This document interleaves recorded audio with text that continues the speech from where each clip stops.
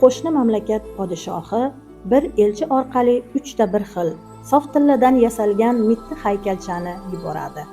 Haykalchalar bir-biriga shunchalik o'xshashki, ularni ajratish imkonsiz. Elchi: "Podshohim, bu haykalchalarning ko'rinishi bir xil, vazni bir xil, oltini ham bir xil, ammo ularning qadri har xil.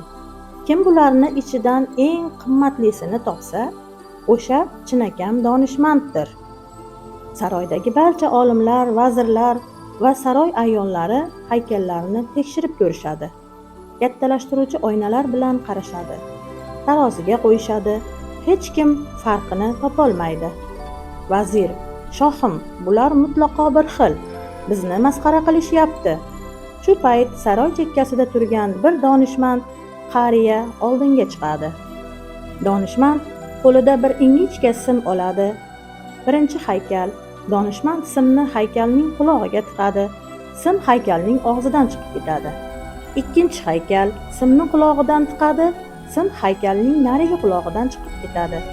Uchinchi haykal. Simni qulog'idan tiqadi. Sim haykalning ichiga kirib ketadi, lekin hech qayerdan chiqmaydi. U yurak qismida qoladi.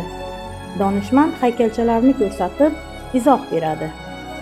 "Shohim, haqiqiy qadrlisi uchinchisidir. Chunki birinchi haykal eshitgan gapini birov darrov og'zidan chiqarib yuboradigan, sir saqlamaydigan g'iybatchilarga moyil insonlar ramzidir. Ikkinchi haykal gapni bir qulog'idan olib, ikkinchisidan chiqarib yuboradigan, hayot darslaridan xulosa chiqarmaydigan, befarq insonlar ramzidir. Uchinchi haykal eshitgan gapni har bir so'zini qalbida asraydigan, tahlil qiladigan va faqat kerak bo'lgandagina ishlatadigan sabrli va donishmand inson ramzidir." Shoh elchiga qarab jilmaydi. Elchi tan berib bosh egadi. "Demak, bizga berilgan 2 ta quloq va 1 ta og'iz bejiz emas. Bu ko'proq eshitib, kamroq gapirishimiz kerakligiga ishoradir."